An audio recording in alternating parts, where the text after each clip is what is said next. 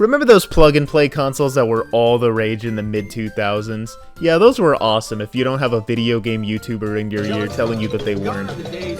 Back when TVs were actually good and came with composite video cables. Now you try to get a TV and they only have like 2 HDMI cables. Back in my day, even the worst TVs, you get 4 composite video cables and like 4 HDMI like it's nothing. Anyways, the thing about plug-and-play consoles is despite there being a lot of bad ones, there were also a ton of really good ones that don't get talked about in modern discourse. Like, I had nearly all of these and have good memories with nearly all of them. The Disney one on the left I played so much that it got corrupted and was nearly unplayable, and boy howdy did I play the Pac-Man and Miss Pac-Man ones a lot, to the point where I corrupted the Pac-Man one too. Actually, maybe those things weren't so good after all. But yeah, I had a blast with these things, not just for Pac-Man and Miss Pac-Man, because to be honest, as much as I liked those games, I never liked them too much. I could never get past the second level, and I'd always have to play them on mute or be subject to the second scariest song ever made.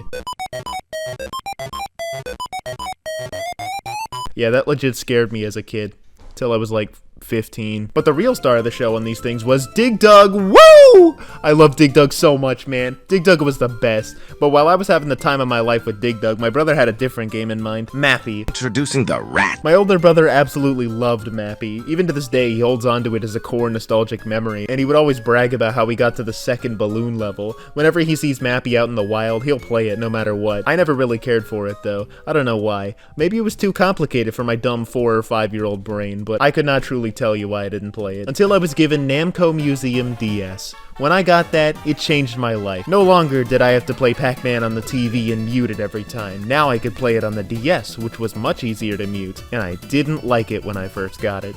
They kinda squished all the games to fit on a DS screen to the point where they made Pac-Man an oval instead of a circle, and that bugged me. So instead of playing Pac-Man, I would play every other game on it. Galaxian, Galaga, Xevious, not Tower of Draga, cause that game fucking sucks, and wait, Dig Dug 2?! And not to mention the banger multiplayer mode, Pac-Man Versus. That shit was immaculate, still one of the greatest competitive multiplayer experiences on the DS. And the love that this collection poured into all the games it had. You could customize the boards of the games to give yourself more lives if you wanted. You could look at the promotional art for all the games. There was a sound test so you could listen to the best songs of all time, like... But really, the star of the show was the games. Not all of them were winners, but if Tower of Draga wasn't in the game, they would all be winners. Because the final game included on this collection, the only other one that mattered to me as much as my beloved Dig Dug 2, was the one and only Mappy.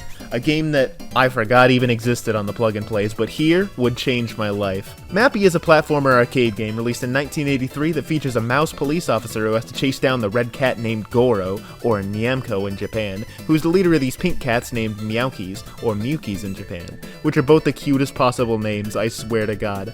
Navigating through the many mansions they ransacked, Mappy must retrieve the stolen paintings and other items that the Meowky gang has stolen, using only the power of doors, floors, and bells. No jumping, and no using the club that's in the promo art either. And even though he's a police officer, there's definitely no guns, because this is Japan, a functional country. The only other things you control are doors and your own 2 feet.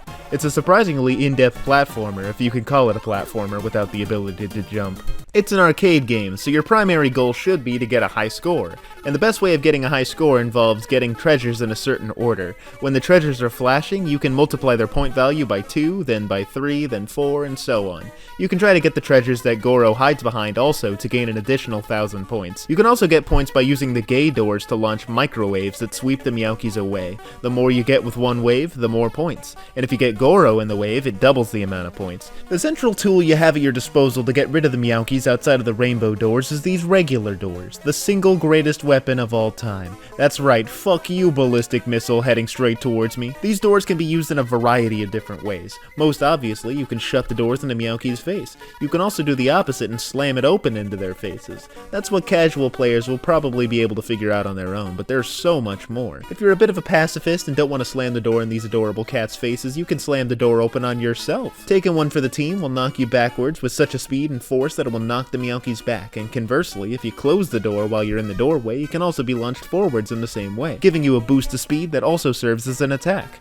When you slam the door into the Meowkies, they get stunned for a bit, leaving you ample time to escape, and when they get back up, they'll typically run the opposite direction of you. But don't think the doors are all powerful. You still gotta actually make it to the doors in order to use them, so always be sure you can make it there before you try to run for it. A lot of late game strategizing involves how confident you are in getting to safety before the Meowkies catch up to you. you. For the bonus stages, you gotta pop all the balloons before the song ends to get up to 10,000 bonus points. These bonus stages get increasingly more difficult, and you have to strategize the perfect bounces, sometimes needing to intentionally bounce against a wall to break the trampolines faster. They're kind of a blast, and the song for these bonus stages is incredible. Later in the game, when the bells come into play, the strategy of gathering all the meowkies to one spot becomes much easier, because you can hop on and off the trampoline to get as many of them on the trampoline as possible and then knock them all out with the bell. But you only get to use each bell once per floor, so be sparing with them. By the time the floors get introduced, the game is basically pure chaos. There's like 15 meowkies running everywhere at all times, and trying to prioritize score is tough because you'll be fighting for your life. But the floors are just as handy as the bells. As you walk across them, all the meowkies that chase you on that floor will fall down into the hole and then get stunned from fall damage. Because you see, the meowkies don't turn around. When they're on a floor, they book it to the end. The level of strategy in this one-button platformer is actually absurd. You gotta strategize how you utilize doors, how you pick up items, and especially where you choose to get off the trampolines.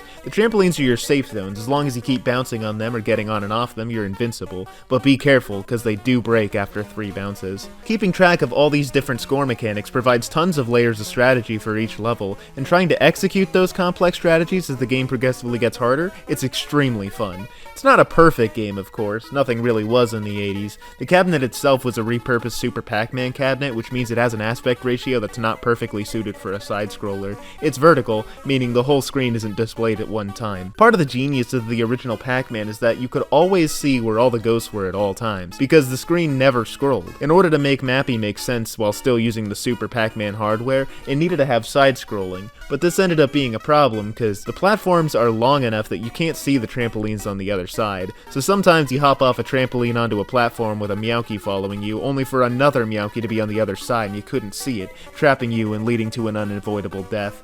This is a much more common thing than you'd think, especially in the later stages when they get stingy with the amount of doors available, and the anti-stingy amount of meowkies they throw at you. It's implied in later canon that the meowkies are Goro's kids, and given the sheer amount of these guys in later stages, I don't think there's a single Namco character who fucks as much as Goro. Mappy certainly doesn't fuck, look at him. Had they made the aspect ratio more like a square, or god forbid a 16:9 aspect ratio so you could see the whole map, this wouldn't have been an issue, or they could have shortened the platform so you could always see the other side like in earlier levels. The other shockingly common problem is that sometimes the meowkies hop off the platform at the exact same time as you and you land on them and die. There's nothing you can do to avoid it. It always sucks when that happens. You can try to manipulate them so they hop off before you do, but with the limited trampoline bounce mechanic, you don't always have that luxury. There's invincibility frames that make it possible to avoid them when you're getting on a trampoline, but no such luxury exists when you get off and land at the same time. The last problem is only really a problem if you're absurdly good at the game, that being there's actually a lot of waiting for opportunities in high-level play, waiting for the most meowkies to be on the floor with the rainbow doors, waiting for the right opportunity to jump when there's 100 meowkies on the trampoline with you, waiting for the godforsaken high balloon on the bonus stage. Hell, there's a hurry mechanic that I forgot to mention, and when that happens, more meowkies spawn if you take too long in a level, which means you should really be waiting for the hurry mechanic to kick in so you can murder maximum meowkies with the microwaves, but that'll really only affect you if you're pouring hours into the game, which probably isn't the best way to experience an arcade game anyways. Regardless of these 3 problems, Mappy's still an incredibly in-depth arcade game that I love dearly. There's no real wrong way to play it either. It may be a high score based arcade game, but it's also structured as a see how far you can get kind of game. So if your goal is to get to the latest stage you can, it's pretty fun to do that. And if you're a high score chaser, this game has at least 9 more layers of depth than you'd think at first glance. Hell, even Mario Bros doesn't have this level of depth. Once you get to level 10 in that game, you get the gist. Mappy is like the FitnessGram pacer test, the way it gets progressively faster as it continues. By the time you reach stage 12, there's like a billion things to keep track of and it's nearly impossible, but each new mechanic provides a new method of making mad points. It's insane. But the arcade version wasn't it for our good friend Mappy, not at all. You can't have an arcade game in the 80s without it being ported to every single computer known to man. Some versions were great, and some were the Sharp MZ700. While there's absolutely no reason to play most of these today, you gotta respect them for existing. Most of these ports were done by a company called Dempa, which was a company that was mostly known for porting arcade games to Japanese home computers in the 80s. Their modern online presence is so lacking that that's basically all I know about them. There's no complete gameography or anything. But they did make most of these Mappy ports. The Sharp MZ was an entire series of home computers, and they ranged in their ability to actually play games. The MZ700 series was by far the most rudimentary, only being able to display display the graphics of the game using text characters in solid colors. It's honestly extremely impressive that this game could even run on such flimsy hardware. The rest of the Sharp series of computers fared better, but not by much. That is, except for the Sharp MZ2500, which has a really good port, all things considered. The music's good, the graphics are good, it seems to run pretty stable, the only downside being the horrendously slow bonus stages. But the MZ2500 was worth about $990 in 1985, or around $3,000 today, which is not a good price for Mappy, unless you're buying the original arcade cabinet. I would know. I almost dropped $5,000 on a cabinet. I really want to spend $5,000 on Mappy, guys. But when it comes to playing Mappy at home, as cool as the computer ones are for the fact that they exist, the ones worth playing are definitely the Famicom, Game Boy, and Game Gear ports. I always thought the Famicom port made its way to the West, but it did not. It's a Japanese exclusive, as will later become a theme when it comes to Mappy. The modern narrative is that Mappy was a huge hit in Japan and never took off in the West, but I'd say the only reason for that is because nobody outside of Japan was even permitted to look at this fucking rat. It's a pretty solid recreation, basically on par with the MZ2500, also featuring a very slow bonus stage, but slightly faster than that version. It has unique pillar textures instead of floor tiles made to look like walls, and that's kinda cool. It's a fun version of the game and nearly entirely uncompromised. But in terms of compromised ports, we gotta start with the Game Boy. The Game Boy port is a part of Namco Gallery Volume 1, which of course is also Japanese exclusive. It featured Galaga and 2 other games nobody cares about. It's okay, given that it was released for a handheld that dropped in 1989, but the screen crunch is a definite issue. If you thought the aspect ratio was bad in the arcade port, try this game where it doesn't even scroll continuously. It's as if this game is room-based. Good luck seeing those off-screen meowkies. This version has a custom border for the Super Nintendo's Super Game Boy accessory with really cute meowky art to look at while you're waiting around for the bonus stage to actually happen.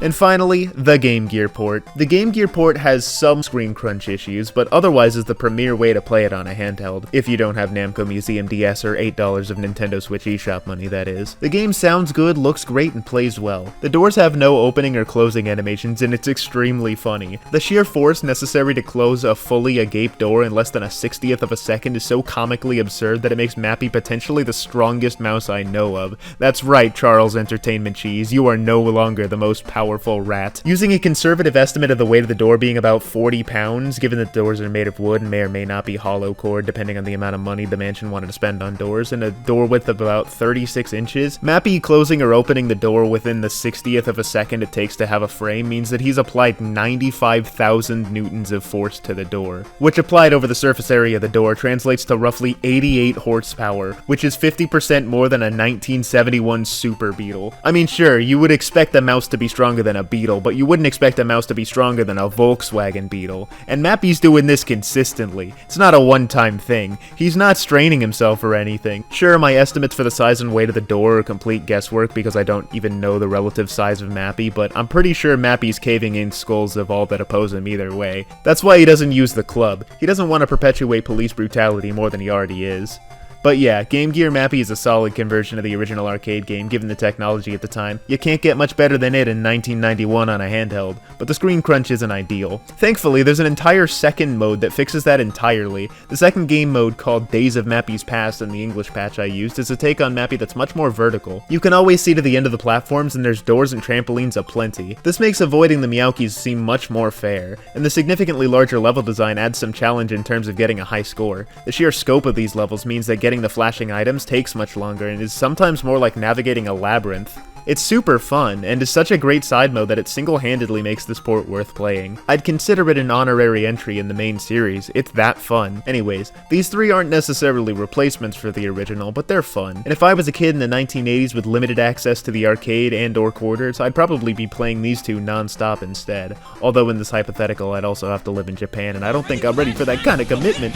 All these ports did their very best to include the classic Mappy theme, which often turned out pretty good. Mappy had a very cool ragtime-inspired soundtrack that I still believe holds up as one of the best arcade soundtracks of the era. Like, outside of maybe Metro Cross, I couldn't possibly come up with a more iconic main theme. But that bonus stage theme was always my favorite, although my favorite version came from the NES port. The arcade version isn't quite as good, and I'm not sure why. In terms of the ports you should play, I'd absolutely recommend the arcade one over all of the rest of them. It's the one that's usually ported, and I've recently been playing it on my Nintendo Switch. The NES version is okay, and the Game Gear version has some cool new content, though it's mostly all hidden.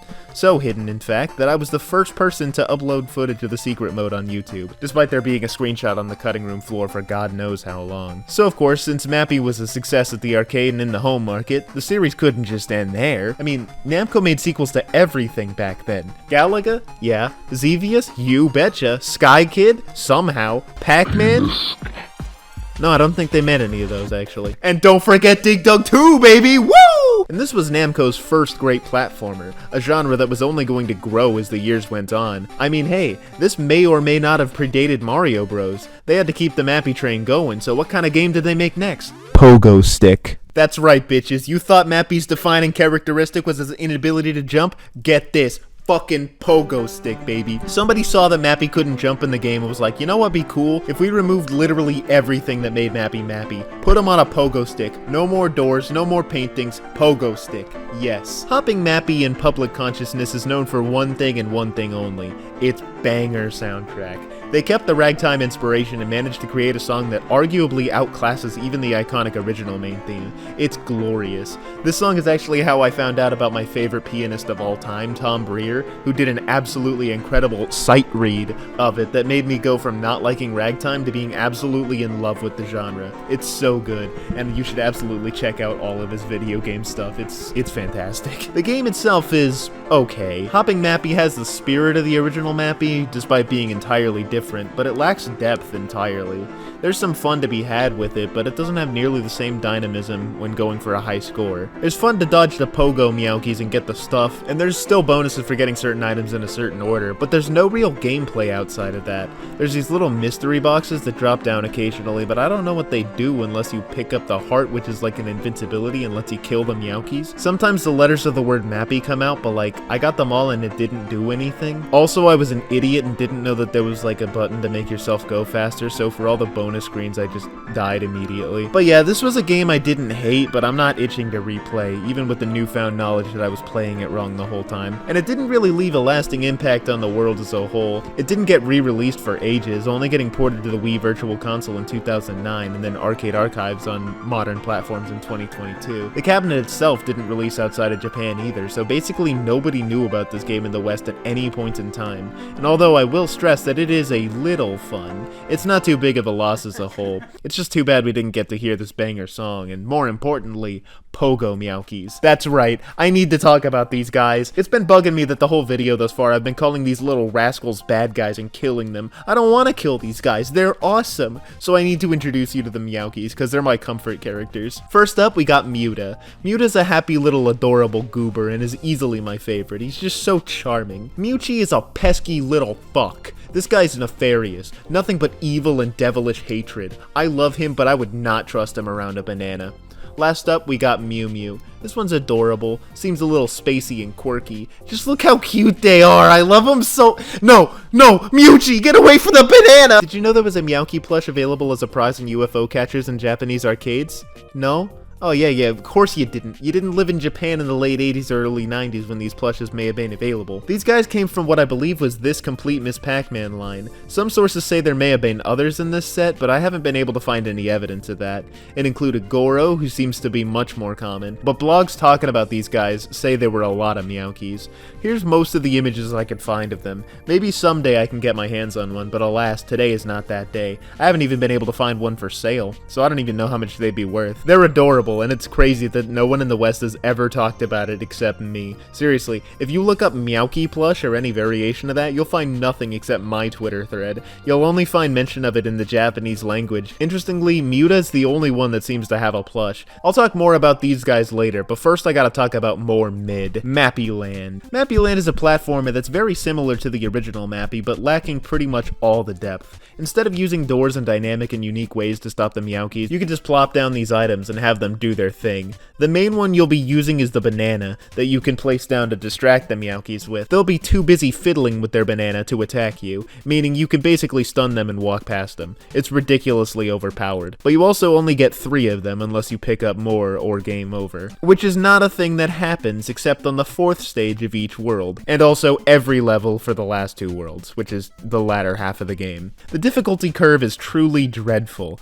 The first 2 worlds are mind-numbingly boring. nothing outside of their 4th levels, and then all of a sudden, for Worlds 3 and 4, none of the levels can be beaten without burning a few lives. There's straight up a level in the last world that requires you die before collecting the last item. Who the fuck thought this was a good idea? So anyways, just like the original Mappy, you navigate using trampolines. You don't take fall damage when you fall from trampolines, except sometimes when you do. You will, however, take fall damage when you walk from any surfaces to any surface that's a bit lower. Unless you, of course, land on a ladder, in which case you can land regardless of how high you fall. This is incredibly unintuitive, but once you figure it out, it makes a little bit of sense. So you're welcome for preventing the many deaths that I had in order to learn that.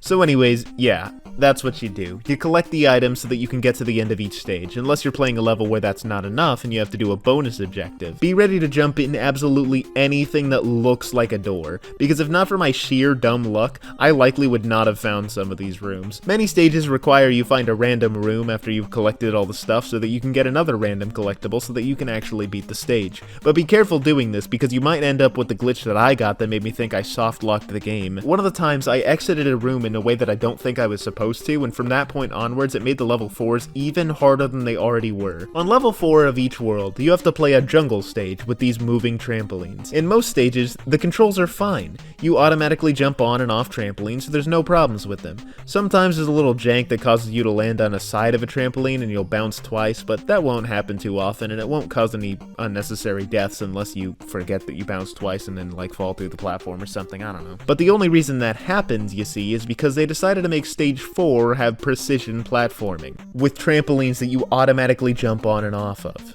Yes, you don't have full aerial control of your character, and they expect you to do aerial maneuvers. Your jump is 2 inches directly upwards. It fully stops your horizontal movement so that you can jump 2 inches upwards. It's oftentimes not even enough to clear a single meowky, and they expect you to do precision platforming with it.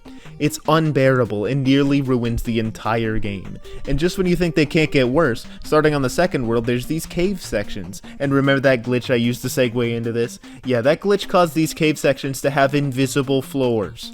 I couldn't see literally anything except myself, the enemies, the item, and the trampolines, which was simply incredible when I got to the last one where there's walls, and also it's the only sub-area in the game that you don't leave by just going to the right. No, of course you gotta go up this ladder that I couldn't see. This game was programmed by monkeys. But despite all that, there's clear potential in Mappy Land. The music was good, there was quite a few genuinely fun levels, and if not for the absolutely dreadful jungle stages, and quite honestly, if they removed every new gimmick they had and replaced it with the doors from the original, it'd be a great game. Like seriously, half of the items in this game did nothing valuable, and I was just better off using the bananas. Though at that point, it'd probably just be a stage-based version of the original game.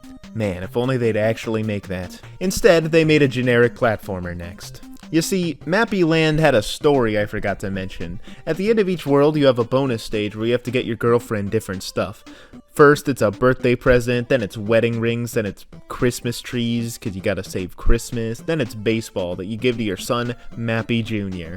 That's right, Mappy got laid. And he didn't just stop with Mappy Jr., Mappy fucks, and I thought he never would. That's why up next we got Mappy Kids. In this game, you play as Mappy's other son, Happy, or at least that's what I could gather from the English translation. You see, this game never released outside of Japan, so I had to resort to a fan translation from 2013 by Zinc Oxhide in order to get what's happening. I recommend not playing the original if you have a desire to play this and can't speak Japanese. Following the footsteps of Mappy Land being a middle-of-the-road platformer, Mappy Kids is a middle-of-the-road platformer. The stages aren't that interesting. Wait, what the hell is that?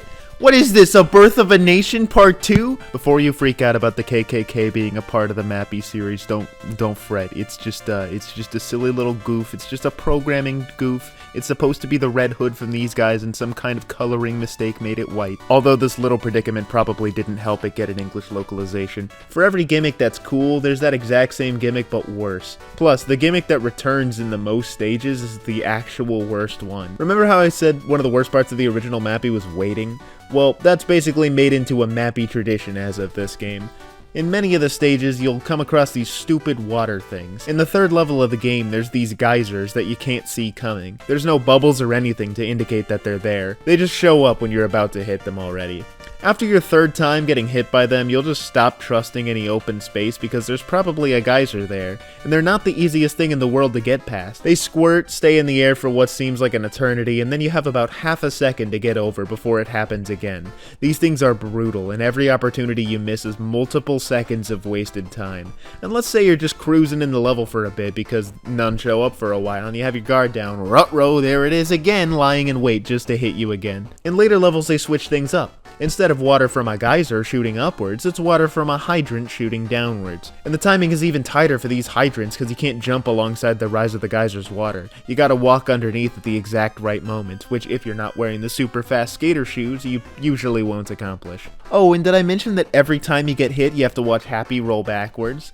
No? Well, that's good because you don't actually just watch him roll backwards, you also have an additional 2 seconds of hit stun. Also, if you die in the game, you're going way back in the level, even if you already got past the checkpoint. If you backtrack a bit after you die and then die again, it'll send you to the previous checkpoint, so don't be holding left when you die. Oh, and also, if you get a game over, guess how many continues you have?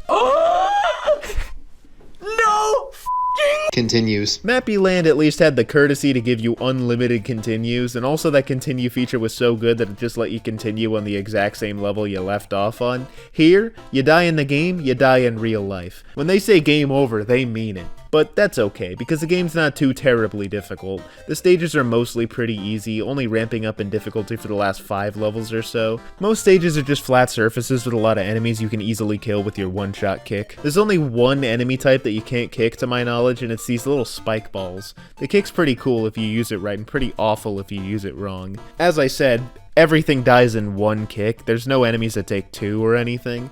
But when you kick on the ground, you do it at a dead stop. Which I was super frustrated by, but I understand now is intentional because when you kick enemies, they get launched, and their launched bodies hurt you if you touch them. Kinda like a Koopa shell, but you run faster than the shell you just kicked. So if you're moving in the same direction, you'll just get hit by the thing that you just kicked. Which is super annoying because the best way to maintain speed in the game is to kick in the air so you don't lose speed.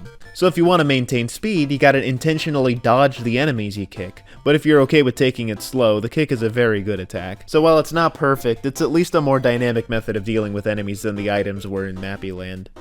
After every stage, you get to roll this slot machine and play a little minigame. The prizes include a 2-up, a 4-up, and a 6-up, so if you're pretty lucky and not actually terrible at video games, you can make up the lives you lose. Assuming you'll win the minigames, which isn't that hard most of the time. You alternate between these 3 minigame types, each of which a different meowky is good at. Spot the differences is a free win because you get 12 seconds to look around for differences and there's just so many. Then there's this flag game, which is literally unplayable in the Japanese one unless you can somehow read the Japanese, but it's actually pretty fun in the English one. Goro will tell you a color and a direction, but then he'll also tell you to do or to not do it. So you gotta wait around for the word not before you do anything, otherwise you'll get tricked. Unfortunately, as fun as this is, sometimes the game will just literally hand the win to the meowky even though you did everything correctly because Goro's a filthy nepotist. Then we have sumo wrestling, which of course involves Mappy and a meowky facing their tails together and butt battling, I guess? Yeah, I watch Keijo, why do you ask? Anyways, this is literally unwinnable. I don't know if this is a button mashing kind of game or what, but I only won one time by just mashing everything and I won in a sweep. But then every other time I did the exact same thing and lost in a sweep, sometimes in entirely different ways. There might be an actual strategy to it, but there's no instructions in either translation, so I don't know, maybe if I looked in the manual. Speaking of the manual, I imported this game from Japan despite not owning a Famicom because I wanted to see as much meowky artwork as humanly possible. That's right, I told you I'd be talking about these guys again. I was so hyperfixated on these meowkies that I needed to make sure that I had every piece of official art ever made of them, and I knew in my heart of hearts that there was one place to find missing art. Remember that Mappy plush I found? Yeah, the site I found it on linked to a video of Mappy Kids. I'd never heard of it since it was a Japanese exclusive, and I wanted to see its instruction manual, because video game manuals in the late 80s and early 90s had all sorts of cool artwork. But unfortunately, there was absolutely no archive of the manual online, nor is there of almost any Famicom game. There's no dedicated site to preserving video game manuals at all. For music, for ROMs, for all of that, you'll find it, but manuals? Nothing. So like, a majority of the instruction manuals for Famicom games fall under the technical definition of lost media, since there's no resource on the entire internet to find them. I couldn't just let potential meowky art be lost media, so I imported the game complete in box. It was pricey, but it was kinda worth it just to own, you know? Famicom cases are really cool. They come in these awesome clamshell cases with really protected and pristine artwork, not to mention the inside contained not only the game and manual, but also a sticker page and some sort of Namco flipbook that I can't read. I don't know what it is, but here it is, the Mappy Kids instruction manual, the one that I and I alone have preserved online for generations to see. Well, well, well, there it is, some instructions on how to play the wrestling game that I can't read. Well, that was pointless. But at least I know I was right in using the D-pad A and B. I feel a little vindicated for not checking if the select button was the instant win button. Anyways, I just want to reiterate what I said earlier about these minigames. You play them after every single level. You have to roll these stupid slots and play these stupid minigames and enter the stupid shop after every single level. And only one of the 3 minigames is any fun. And that one also stops being fun when Goro starts cheating. When you roll a skull in the slots, you lose 20,000 yen. When you lose a minigame, you lose progressively more and more money each and every time. So if you're anything like me and lose the wrestling game literally every time, you'll be walking with a fat stack of no money for the whole game. Meaning the whole shop is basically an additional waste of time. The game doesn't look at the fact that you have 0 money and say, well, you can't afford anything, so on with the game. No, you gotta manually leave the shop. And if you didn't buy anything from the shop, then enjoy this stupid cutscene where Happy looks at a field of grass. If you do buy stuff, they show up in the box. That doesn't make the cutscene any less annoying though. Mappy Kid seems absolutely hell-bent on making you wait as much as humanly possible. Is it a bad game? No, not really. The levels are pretty fun sometimes, the music's mostly tolerable, and if you're not an impatient bastard like I am, its flaws won't be as annoying to you as they are to me. The biggest problem with the game is the sheer amount of time wasting the game has. Genuinely, if the slots and minigames were taken out of this game, it'd be a pretty easy better than Sonic Forces out of 10, but alas, I gotta give it an honestly I don't know what's worse between this and Mappyland because they're both generally competent games with major flaws that if cut out would make them passable platformers, but given that they have those major flaws, I can't in good conscience recommend them to anyone out of 10. Oh, and if you're wondering what the point of the time wasting is, it's because they weren't confident enough in the length of their game. In its current state, it's less than 2 hours to beat the entire thing. Assuming you use save states instead of dealing with a god-awful live system that can reset your progress at any time because there's no continues. So of course, they had to include something to pad it out, and they decided the best way to do that was make minigames and a money mechanic so that you have something to do in these otherwise boring levels. The plot of this game involves Happy needing to continue on the Mappy family name and marry a girl that Mappy has selected to be his bride in an arranged marriage. Super cringe. No wonder this game never came to the West. I don't want my kids thinking this is an acceptable thing for a father to do. I mean, being a police officer is already disappointing enough. Forcing your kid to marry someone he's never met and also build her a home from scratch? Awful. Anyways, I paid this no mind until the end where the bitch decides not to marry me because a sunflower, a fence, a floating soccer goal, and a door isn't a good enough house for her. She wants, what, a wall and a roof maybe? No. Cringe. Mappy is disappointed in me and life sucks. But it's not my fault Mew Mew is unbeatable at sumo wrestling and stole all my money. Getting money in all the stages simply isn't fun enough for me to grind for the happy end, I'm sorry. That was, of course, until I found out about something that I'd never considered.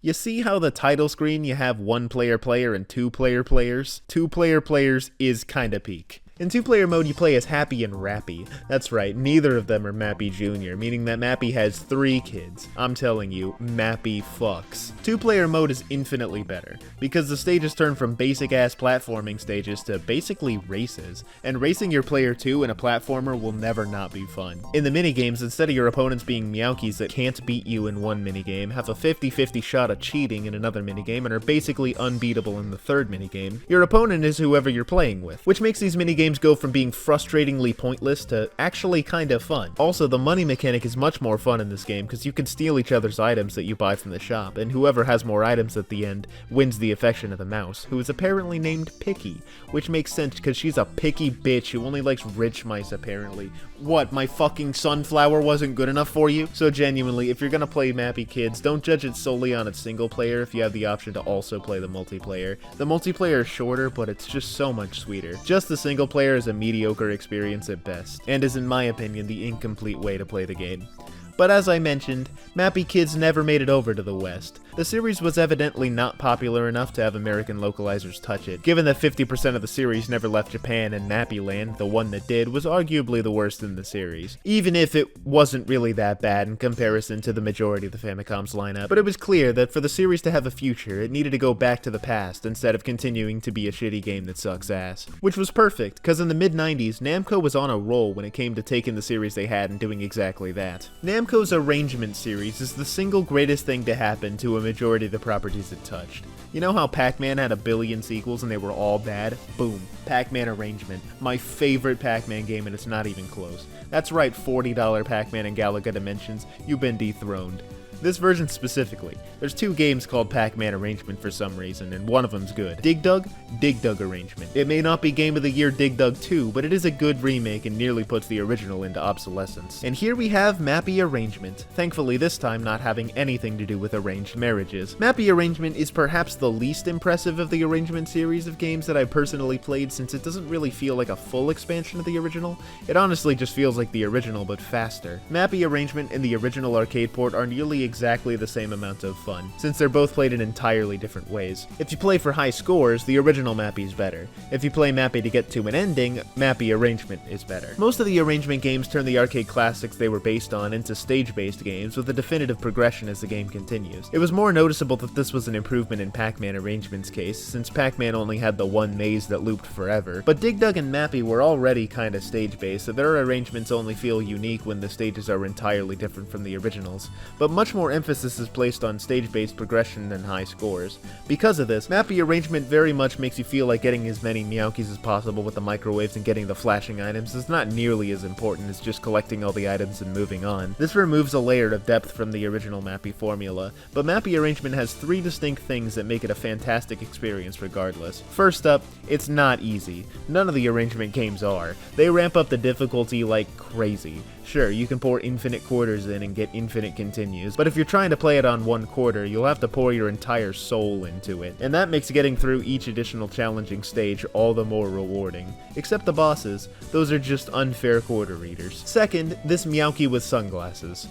This is the coolest thing I have ever seen. This meowky is the reason that I am alive. He is my guiding light through troubled times. Whenever I think the world is absent of hope or happiness, this meowky will carry me through my misery and lead me to nirvana. And then finally, the thing that makes all Arrangement games what they are, the multiplayer. This was a bitch to set up, and I highly recommend not doing it unless you're some kind of computer genius that knows how to work MAME already. Mappy Arrangement only released in arcades under the Namco Classic Collection Volume 1 and has not been ported to anything since, meaning since I don't have this particular cabinet near me, MAME was my literal only option. And MAME is the most overcomplicated emulator that exists. I hate it with a burning passion. It worked fine for single player, but trying to set up a controller for it, let alone two of them, I couldn't do it. I had to settle for using the keyboard while my sister used the single controller MAME would allow. All of this took like 2.5 hours to set up, and the game's only a half hour long if you play it in multiplayer. But, that experience aside, it's pretty damn fun. The biggest issue with it by far is the length. Pretty much every other Arrangement game is longer, but the thing about multiplayer Mappy is that having two people collect the items literally halves the length. You can choose to play it like a linear console game where you're just trying to get to the end of the game, which is fun, but you can also play it like a genuine competition where you're trying to get more items than the person you're playing against.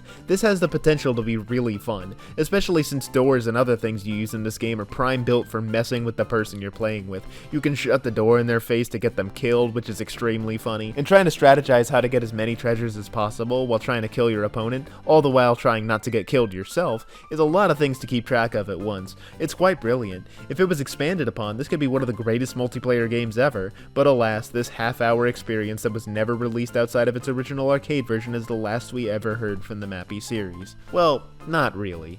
But everything else released is lost media, or like a really stupid spin-off that doesn't count. I'm using the Mappy wiki as reference for a lot of this section, by the way. Shout out to the contributors to this thing. First up, we got Carnival, released in 1987, which is basically just roulette. Originally released in Pac-Man form, and later models including Mappy art. Some fucking awesome Mappy art, mind you. These are peak meowkies, but still, it's roulette. Now, if only there was a Dig Dug version. Holy sh! Next up, we got Mappy Park. It's a pachinko game. It released in 2002, and the only footage I could find of it online is a promo video made for it.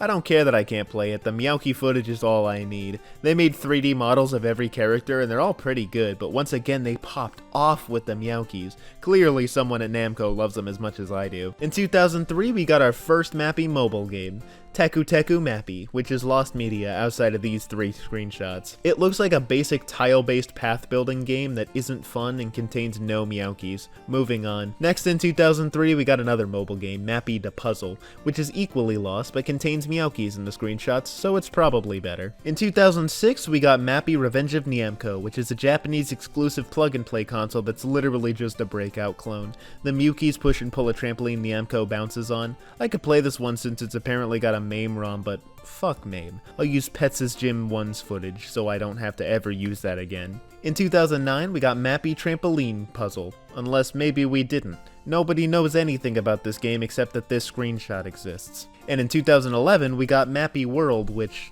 disappointingly looks like it could have been the best Mappy game of all time. Like, look at these screenshots. This is the whole 25-stage Mappy game. Even though it released on mobile phones that predated the iPhone, it looks like it was a blast. Look at this. I'm pissed that this one's lost, genuinely. In 2015, we got Mappy Showdown Neo Namco Gang, which is probably not lost media yet. It might still be up on the Japanese App Store, though I can't confirm that since I'm not Japanese. Either way, we can recover this. It got footage uploaded on YouTube less than 5 months ago. It's a recent enough game, some Japanese iPhone probably has it. I just don't know how to get it myself, but I really hope it's preserved, because it does look really fun. Kinda like a modern version of the original Mappy, except this time with barrels and a bunch of crossover characters like the guy who said penis one time. The soundtrack sucks ass though, don't listen to it, it's just a bad version of the original. Also in 2015 we got Mappy-Bo, which is another mobile game that looks fine. In 2016 we got Touch the Mappy, which I'm sure Mappy-ko did, but I could never do. Doesn't look like fun, but hey, what do I know. Hipari Mappy Daisaku-sen released at some point. It's an Angry Birds clone and it looks like negative fun. Slot Party Lucky Mappy. Slots. Similar but not the same, Slot Mappy is allegedly a game. No information exists on it, like at all. Also, I found out in the middle of editing that Mini Mappy's a thing and I can't play it even though this button that says play exists. It just takes me to this blank page and when I do it on Edge it just says it doesn't work at all. Anyways, this is clearly just Doodle Jump. It's just Doodle Jump. Do you want me to care about this? It's important to mention that not a single one of the games I just quickly rattled off left Japan. Mappy in the West got Mappy in 1983, Mappy Land in 1986, maybe Mappy Arrangement if you were lucky enough to have a local arcade that had Namco Classic Collection Volume 1 for some reason, and literally nothing else. But even in Japan, the games they got never really recaptured the magic of the original. They tried to expand on what made Mappy great, but the problem was that the game was already kinda perfect. So while Mappy had the potential to be a long-running successful series, it just faded into obscurity instead, until 2013. A year so forgettable that... Wait, what did happen in 2013? Anyways, YouTube.com. I was 10. Back then, YouTube felt kinda like a Wild West. For every piece of wholesome, child-friendly content that I would watch like The Angry Video Game Nerd or YouTube Poops, there was always something that I'd stumble across that I wish I didn't. For years, the face from the Scary Maze game was a permanent fixture in the recommended videos for the Mean Kitty song, and it scared me. I just wanted to hear about how a guy got a little kitty about 2 months back and he was the nicest little kitty who became a pain in his crack, but my soul was bludgeoned by the accursed thumbnail I couldn't escape. One of these notable scary YouTube videos that I did not like and traumatized me was Mario Game Over. Looking back, I have absolutely no idea why I found this scary, but I did. I mean, it wasn't as scary as the Pac-Man theme, but it was enough for me to never click on it again because the alleyway scene specifically scared me, I think. I might have actually just watched it and thought it was boring and then my hazy memories conflated hatred with fear, I don't know. From the point I saw that video onward, I became super careful with the Mario content I consumed. Things like Glitch Mario Bros were okay because they were actual gameplay, just a result of cartridge tilting. I became wary of sprite animations because they might be gory and seeing bloody Goombas and Koopas was not what I wanted to see. I knew this because of a lot of the Mario Flash games I was playing being exactly that, and Sonic for Hire specifically being too gory and scary. Since so much of early internet retro game concert was raunchy and clearly meant for nostalgic adults, I quickly learned what I did and didn't want to see. If it wasn't actual gameplay, I didn't want it. So after Sonic for Hire wasn't my thing, the last thing I ever wanted to watch was a new video that came into my recommendations when I was 10, Mappy New Hire. But 10-year-old me knew Mappy. He liked Mappy, so he gave it a chance. Okay, Mappy's in an office. Boring. Why would I ever want to watch a show about an office? The only show I like that's about an office is the one that invented the genre and did it best. Dinosaur Office. Rawr! So I turned off Mappy because it was boring, and then I didn't think about it for 10 years. Then I saw a clip on Twitter. Turns out, Mappy the Beat, the animated series by Shiftylook from 2013 to 2014, is actually the single greatest series about a video game to ever be produced. Probably. I haven't seen The Walking Dead or Fallout or anything. To call Mappy the Beat charming would be misleading.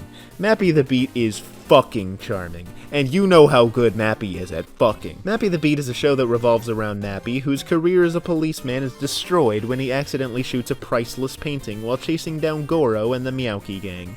If you don't remember, that's the plot from the original arcade game, but with the twist being he had a gun, and is incapable of firing it at things that actually deserve to be fired at, which is a subtle reference to the fact that he's a police officer. As a disgraced cop, he must turn to a new field of work, so he turns to security at a little company called Namco, which I always thought was just a funny pun. A Japanese cat sound nyam mixed with the company's name Namco, so it's Nyamco. It is that, but it's also the Japanese name of Goro. That's right. After his life of stealing paintings from rich people, Goro decided to stop being a morally upstanding citizen and became actually evil. He became a capitalist. Goro hires Mappy for no other reason than evidently to make his life hell. Each episode involves Namco headquarters having some kind of problem, all of which are references to old Namco games. We have the guys from Time Crisis, the kid from Shadowland, an episode about Mappy going to see a Wonder Momo concert. What the hell are any of those games? Mappy the Beat is a love letter to the most forgotten annals of Namco's catalog, and it's incredible. Whether you get the references or not, this show is a comedic goldmine, featuring brilliant voice acting, meta gags, running jokes that last the entire series, and a genuinely engaging plot once you realize that it's not episodic. But more importantly, it's got my buddy Dig Dug! Woo! Mappy the Beat has what we in the business call characters, and these characters are awesome.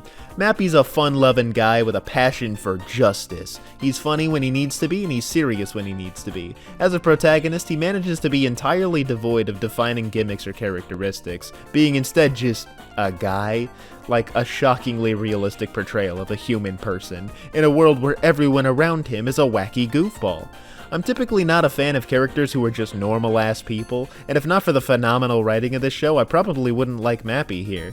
What he excels at is being the only sane person in a world where everyone else isn't. And one of the reasons Mappy works so well as a protagonist is because of his trusty partner Dig Dug, who could be described in full with one word: nonchalant. I just realized how sophisticated sounding that word is. Dig Dug is the picture-perfect comedic partner for Mappy. Mappy is the straight man, and Dig Dug is the gay man that he loves. Fuck, wait, no, that's not the shit people like. Goro. Goro is an evil mastermind who's threatening only because of his influence. He's accumulated a comical level of power, being the top dog at what is canonically the only company that anyone works for. He has influence over literally everybody because he is technically everyone's employer. And he only has this power because he wanted to make a comedically grand and convoluted way to fuck with Mappy. No, seriously. Everything he does is to fuck with Mappy, and it's hilarious. You can choose to either view it as a Sonic and Eggman only exist to have its plots foiled by Sonic kind of way, or you can view it how the shipping community, which very much exists for this show, does, which is that Goro lives his whole life thinking only of Mappy. And this is an intentional writing decision, believe it or not. They literally wrote it to be interpreted as an enemies to lovers plot, and they weren't subtle about it either. Now get back to work, I love you. Okay, but back to the last major character, because if you're not in love with this cast yet, I have to introduce you to Sky Kid. Sky Kid is a lightning-in-a-bottle comedic powerhouse. Literally every scene he is in is funny in some way. He is the kindest soul on the planet, and he would be my favorite in any other show. Unfortunately, the show has Dig Dug, so he has to be second place. His purpose in the show is to kinda be a punching bag for the rest of the cast, but in a god this guy will talk for hours about meaningless nonsense and I need him to shut up kinda way, not in a mean way. His extreme kindness is matched only by his extreme spaciness, which makes him very similar in my eyes to Osaka from Azumanga Daioh, which is the highest honor I can give a character. But seriously, everything down to his writing to his voice acting is peak comedy. Just listen to this guy. What's your favorite drink? I don't know. Cheese juice? I guess that's milk. But I'd sell for a Fresca. They still make tab? I got 'em all, friend. You just come closer. Okay. Don't do it, Mappy.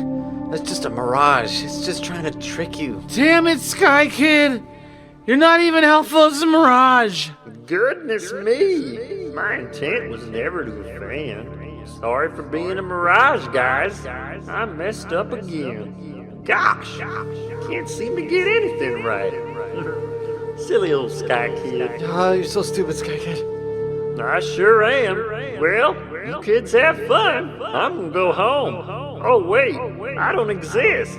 Ah! As I mentioned before, this show is framed as an office comedy, but it's actually so much more. Mappy works as a security guard for Goro's company Namco, and each episode revolves around him solving various problems around the office. They range from pretty typical, like office cleanup using the Katamari from Damacy, to the office gets infected by ninjas, and everyone just reacts like the ninjas are just common pests. It's the real-life equivalent of the United States Army infiltrating an office and being treated as ants that can be taken care of with a little bug spray. But lurking beneath the surface is the grand plot. Spoiler warning, watch the damn show, it's incredible. And then come back, or don't, and skip past the spoiler section by using the YouTube chapter feature, or timestamp in the description, or just continue watching, cause every episode makes some passing mention about the grand plot in the works. Why does Dig Dug work at Namco? To develop drills. Why does he develop drills? So we can put them on the safes they manufacture. Why does the safe need a drill? Come on, are you stupid? So the safes with paintings in them automatically drill themselves underground into a secret underground artwork collection that Goro runs. Remember when I said Goro was evil? Yeah, he used his position as a CEO to develop the tools necessary to pull off the grandest heist in history, and it's implied that he hired Mappy at the start of the series and had him solve all the problems despite few of them actually being security threats, specifically so Mappy could figure them all out. That's the homosexual behavior I was talking about earlier. Happy Pride Month, baby! When all is said and done, Mappy sues the pants off of Goro and wins. Yeah, no, he just sends Goro straight to jail. He wins. But remember how I said it's canonically the only company anyone works at? Yeah, with Goro gone, the company basically goes defunct and everyone loses their jobs. By defeating the evil mastermind, the whole world loses its employer and the world goes to hell. Despite Mappy looking like a silly little series about a mouse chasing a cat, it's actually a criticism on America's economic dependency on the generosity of corporations. A majority of the American workforce has their entire livelihoods depend on corporations that work against their own interests, and to dismantle the corporations at fault for the company's issues would in turn ruin the livelihoods of those dependent on the corporations to live. Like, clearly this is a problem, right? There should be some kind of social safety net to ensure people don't have to be dependent on the contingent employment by corporations that are killing us, but there just isn't. The world sucks. Yeah, sorry. I'd like to say that I went off the rails there, but I really didn't. Just like the gay sex, this isn't some crackpot theory I came up with all by myself. This is literally the plot of the finale, and the last scene of the show has Sky Kid say this. Hi everybody, this is Sky Kid. The series you just watched was a dramatization of the dangers of unregulated capitalism. If you or a friend is the evil CEO of a multi-billion-dollar corporation, there are places where you can go get help before it's too late. I told you this show is genius. Everything about Mappy the Beat is better than it should have been. A silly little YouTube series about a rodent that was briefly popular in the 1980s and was irrelevant worldwide for nearly 3 decades due to the fact that the rest of the series never left Japan should not have been one of the most competently written animated comedies based on a video game property. This borderline feels like television quality, and it's a YouTube series from 2013, when monetization wasn't lucrative on the platform. Hell, they still haven't made a Mappy game since the release of this show. So it's not like they were advertising anything. It just goes to show that passion rings through in art more than anything else. The crew behind this show, the animators and voice actors and writers, they cared about this property. In a world where so much of our media consumption is art that's made solely for profit, it's refreshing to see something like this that was made entirely out of passion. That's what made YouTube in general so much fun in 2013, and this show is no exception. Nobody cared about Mappy, not even me. If not for the Twitter clip encouraging me to watch the show, I would have lived my life only playing the original game. I never would have put the effort into researching everything there is to know about meowkies, becoming the only English resource documenting the meowky plush, and scanning the guide to Mappy Kids. This stuff would have all become lost media if not for my passion for the Mappy series. And when it comes to passion for the Mappy series, this show has it in spades. YouTube in 2013 was not a business like it is today. The people who made stuff and uploaded to the site did it out of sheer love for the art they were creating. Mappy the Beat is the prime example of something being created out of love for something nobody else cares about and being great because of it. Nobody cared about Time Crisis in 2013, and they made an episode about it anyways, and it was incredible. Nobody knew what Shadowland was, to the point where they made a meta joke in the episode about how what happened actually happened in Shadowland. Since so few people actually played it, they needed to clarify. There's nothing I appreciate more in this world than people with passion for things nobody else cares about. You want to make an 8-hour video on Bomberman? Yeah, sure, I'll watch the greatest video on YouTube for 8 hours. You want to make a 13-episode YouTube animation on a game nobody's thought of for 40 years? Sounds great, I'm in. You want to do anything with the Felix the Cat IP, DreamWorks? Do you? Or are you just gonna sit on it forever? The Felix the Cat fanbase will have your head if you don't make a movie on him, DreamWorks. I would know, I'm part of the fanbase and I want your head. Our current media landscape is one where everything new is something old. Since the things people make have to make money, and consumers don't jump on new IPs as much as they do familiar stuff, instead of focusing on the same cash cows forever and ever, it's sometimes really refreshing to revitalize lesser known properties. And who better to put at the helm of the future of old dead properties than those who are the most passionate about them? Who better to make a classic Sonic game than the developers who want to make them? Who better to make a Mappy series that incorporates old forgotten Namco characters than a crew who genuinely loves those games? While I'm not particularly torn up over the fact that Mappy as a series might be completely dead, if it ever does come back, I hope it's developed by people who truly love and understand the charm of the original, as much as I do. But more importantly, please Namco, please make Dig Dug 3.